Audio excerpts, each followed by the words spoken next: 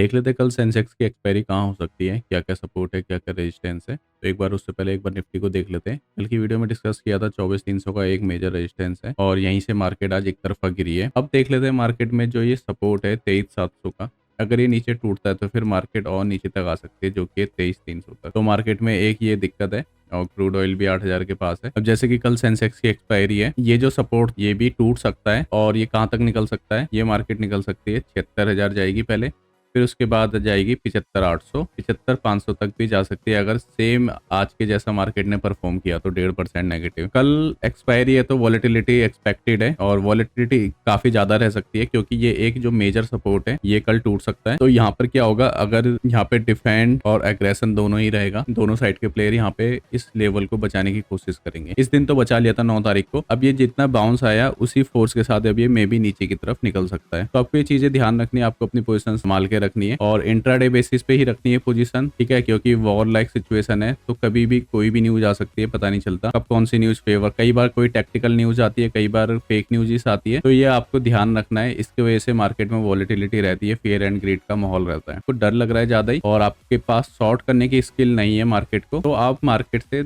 एक हफ्ते के लिए थोड़ा दूर रहो मार्केट से, या अपना पोजीशन साइज कम कर सकते हो आप। तो कल के उसमें ट्रेड कैसे कर दिए आपको एक बार देख लेते हैं। कल आपको जैसे ही 11 बजे के बाद आपको ओआई का डेटा देखना पड़ेगा, सेंसेक्स में कहां पर मेजर सपोर्ट है, कहां पर मेजर रेजिस्टेंस है, और जहां पे मेजर सपोर्ट और मेजर रेजिस्टेंस होंगे तो वहां से आप एक बार रिवर्सल की ट्रेड को ले सकते हो। जैसे यहाँ पे आ रही है तो आप रिवर्सल की ट्रेड यहाँ से ले सकते हो, जैसे यहाँ पे आ रही है तो आप एक बार रिवर्सल की ट्रेड ले सकती हो। पर ये मेजर सपोर्ट मेजर रेजिस्टेंस होने चाहिए, मतलब 1-1% की दूरी पे होने चाहिए। अगर यहाँ पे स्पॉट है तो वहां से एक बार ऊपर 1% नीचे, और कल अगर एक तरफा मोमेंटम हुआ तो फिर मार्केट में सेम सिनेरियो दिख सकता है जो कि आपको अभी सपोर्ट रेजिस्टेंस दिखाए। पर फिर भी वॉलेटिलिटी एक्सपेक्टेड है, पर फिर भी एक आपको सिनेरियो याद रखना है कि मार्केट में वॉर चल रही है, कभी भी कुछ भी हो सकता है। तो आप इतनी भी पोजीशंस ना ले कि वो मार्केट में एक 5 मिनट के अंदर अगर निफ्टी में 100 पॉइंट का मूव आ जाए किसी भी साइड, तो आपका ऐसा ना हो कि पैसा उड़ जाए, उसमें सारी पोजीशन उड़ जाए। तो ऐसे मूव भी आ सकता है, अभी तो खैर दिख नहीं रहे ऐसे मूव, पर कई बार आएंगे तो आपका सारा पैसा उड़ जाएगा।